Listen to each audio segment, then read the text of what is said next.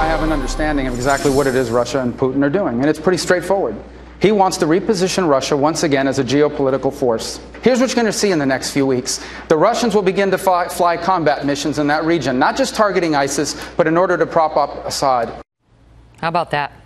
It was just 2 weeks ago that Senator Marco Rubio said that exact thing at the last GOP debate, predicting that Russia would launch airstrikes in Syria, sparing ISIS terrorists potentially, but targeting those who are fighting the Assad regime. A prediction we saw unfold earlier today.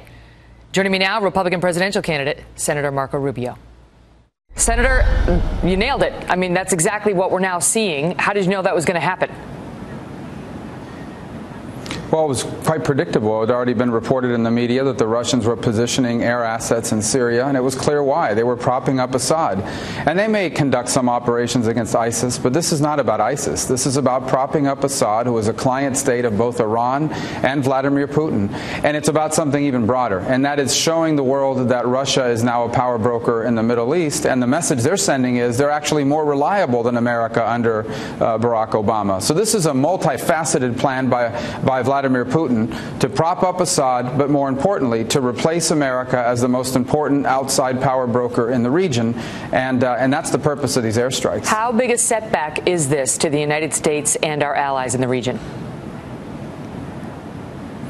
Well, it diminishes America's importance in the eyes of the world. We're beginning to look like a junior partner under Barack Obama. You saw that this week play out at the United Nations.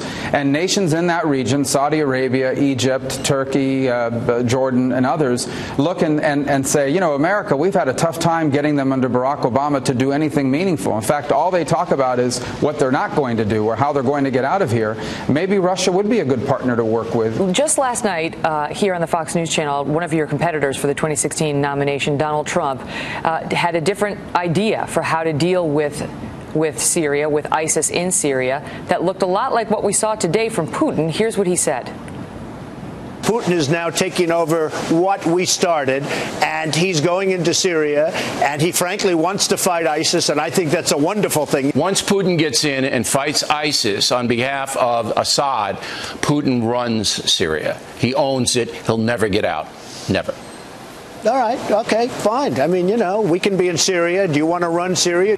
Your thoughts on that, Senator, in the wake of what we saw today? He's wrong about that, and it's just a misunderstanding about the reality of this. The purpose of what the Russians are doing is not to defeat ISIS. I mean, they ultimately may need to defeat ISIS in Syria in order to protect Assad, but the purpose of this is to prop up Assad. But what Trump's answer to that is, so what? Assad, you know, if I have to choose between Assad and ISIS, I guess I'll side with Assad. Assad is a brutal dictator, but he's worse than that. This is a man who gassed his own people. But going further than that, Assad has given refuge, he's given assistance to every major terrorist organization in the Middle East. He's an anti-American thug in the Middle East that's always acted against our national interest, that continues to do so even to this day. And I don't think the choice should be Assad or ISIS. I think they both need to go. I think it's important that they both be replaced. What should we do? ISIS with obviously well, the first thing we need to do is put together a coalition with our Sunni allies in the region. ISIS is a Sunni force, and they can only be permanently defeated by Sunnis themselves. The United States will have to help put that coalition together, but it would be Sunni ground forces from Egypt and Saudi Arabia and Jordan, and even Sunnis from inside of Iraq and Syria. Before I let you go, the news just hitting a short time ago that apparently Hillary Clinton's emails, her private email was attempted to be hacked, or at least 5 attempts were made to hack it by the Russians. And this is just now breaking. So your thoughts on that, on the insecurity of that email she was using for official business?